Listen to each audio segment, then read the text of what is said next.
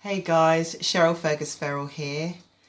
Now because today, the 10th of September, is World Suicide Prevention Day, I felt the need to make this video because there's a lot of stuff that I've seen out in the media in the last few weeks talking about mental health issues and how they've affected people. And it's bothered me because mental health issues are something that we've all faced at some point in our lives. Whether it's a bereavement, whether it's the ending of a relationship, work problems, family troubles, you name it, we have all been there in some way, shape or form. But for some reason, we don't seem to feel comfortable talking about these things publicly and reaching out to people and communicating with each other.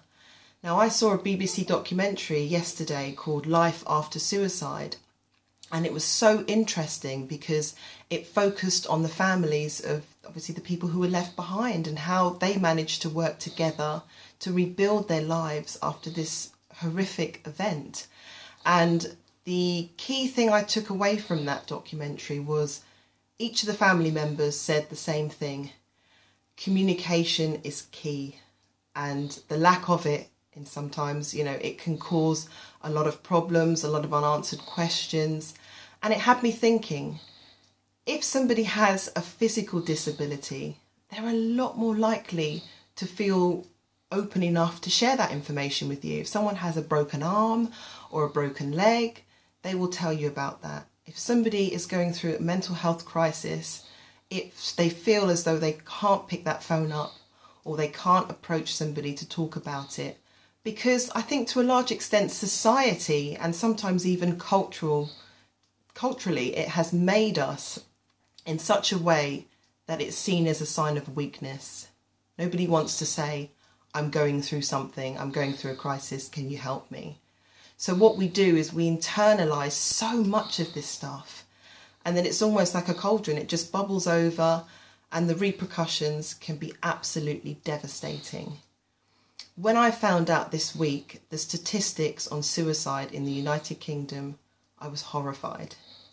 4 out of every 5 cases of suicide are committed by males in the UK. And suicide is the highest killer amongst men under the age of 50 years old in the United Kingdom. Now it's scary. We've got Movember coming up in a couple of months, and they do a fantastic job of raising awareness of men's health issues, from prostate cancer awareness to men's mental health awareness, and also the suicide prevention. And I think it's brilliant what they do. They're doing their best. The government have initiatives and charities have been set up where people can reach out, but we're not reaching out. And I think it's just important for people to know that they have somebody that they can talk to. In my own personal situation, this November will be 2 years since I lost my father. And anyone who knows me knows how devastating that was for me. I was extremely close to my father. And I was blessed to have such a good network of people around me who reached out right from the start, myself and my family, and they let us know that they were there for us. And if we needed anything, if we needed to talk, they were there. And that's what you need. However, there were people who didn't get in touch for anything up to 6 months after he passed away. And then when they finally did contact me, they said things like, well, I was thinking of you the whole time, but I didn't know what to say to you. And they obviously meant well, but it's so frustrating because I see that as a cop-out. Nobody knows what to say. There's no magic words in these types of situations. What you need to do is you need to let that person know that you are thinking of them and that you're there for them. And you can't solve the problem. 9 times out of 10, you can't fix the problem. It's not about fixing the problem. It's about letting that person know that they can count on you.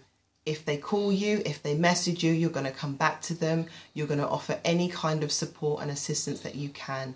And trust me, from my own personal experience, it makes so much difference. So if you take anything away from this video, let it be that we need to communicate more. You want to find somebody who you can talk to and they're not going to judge you.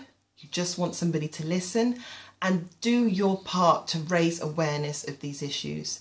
Too many people are being lost, and if one person can be saved by you simply reaching out to somebody else and letting them know in no uncertain terms that you are there for them, then it has to be worth it.